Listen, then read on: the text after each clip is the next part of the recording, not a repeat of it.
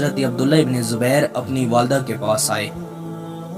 آپ رضی اللہ تعالیٰ عنہ کی والدہ حضرت اسماء بنت ابی بکر کی اس وقت عمر 100 برس کے قریب تھی۔ ابن زبیر ان کے پاس گئے مشورہ کرنے کے لیے، اور انہوں نے اپنی والدہ کو بتایا کہ میں رائے لینے کے لیے آیا ہوں۔ آپ رضی اللہ تعالیٰ عنہ نے اپنی والدہ سے کہا، اماں جان، میرے تمام ساتھی مجھے چھوڑ کر چلے گئے ہیں، چند ساتھی میرے ساتھ رہ گئے ہیں، اب آپ بتائیں کہ مجھے کیا کرنا چاہیے۔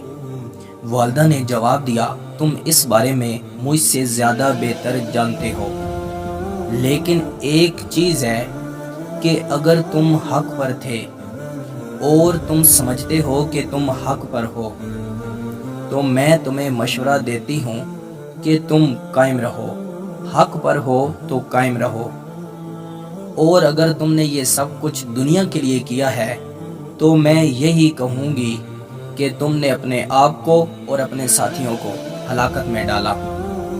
ابن زبیر نے جواب دیا، اماں جان، نہیں، میں نے یہ سب کچھ دنیا حاصل کرنے کے لیے نہیں کیا، میں نے دین اور حق کی خاطر سب کچھ کیا۔ حضرت اسماء نے کہا، جو لوگ حق پہ ہوتے ہیں اور جو ایمان والے ہوتے ہیں تو پھر اس طرح کی چیزوں کی شکایت نہیں کرتے کہ مجھے لوگ چھوڑ گئے ہیں۔ اگر تم حق پر ہو تو پھر شکایت نہیں کرنی چاہیے۔ حجاج بن یوسف نے کہا تھا کہ اپنے آپ کو میرے حوالے کر دو، اصل میں اس بارے میں مشورہ لینے کے لیے گئے تھے۔ حضرت ابن زبیر نے کہا، مجھے ڈر ہے کہ اگر میں اپنے آپ کو ان کے حوالے کر دوں اور وہ میرے جسم کو نوچیں گے، نقصان پہنچائیں گے۔ ان کی والدہ نے کہا، ایک بات یاد رکھو، جب بکری کو ذبح کر دیا جاتا ہے اور اس کے اوپر سے کھال اتاری جاتی ہے تو اس وقت بکری کو درد محسوس نہیں ہوتا۔ اگر تم شہید ہو گئے تو اس کے بعد تمہارے ساتھ جو کچھ بھی کریں کوئی فرق نہیں پڑتا۔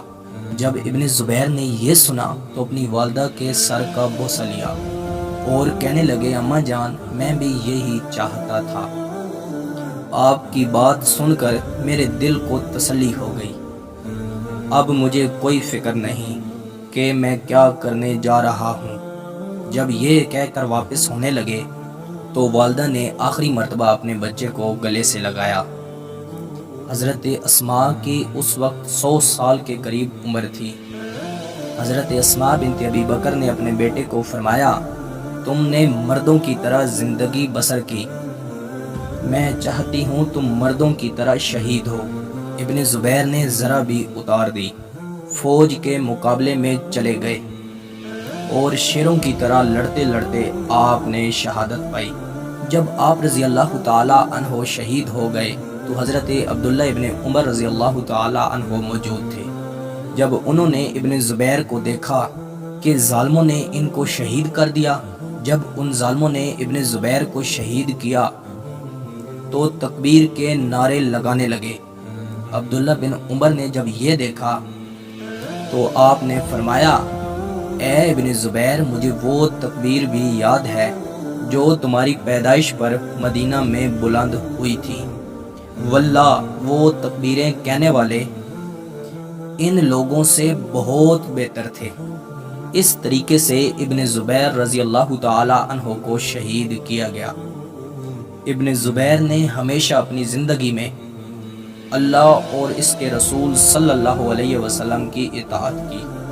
میں امید کرتا ہوں کہ آپ کو یہ ویڈیو پسند آئی ہوگی۔ مزید ایسی ویڈیو دیکھنے کے لیے ہماری یوٹیوب چینل کا وزٹ کریں، دوستوں کے ساتھ شیئر کریں، کومنٹس میں اپنی رائے کا اظہار ضرور دیں۔ ملتے ہیں انشاءاللہ اگلی ویڈیو میں۔ اللہ حافظ۔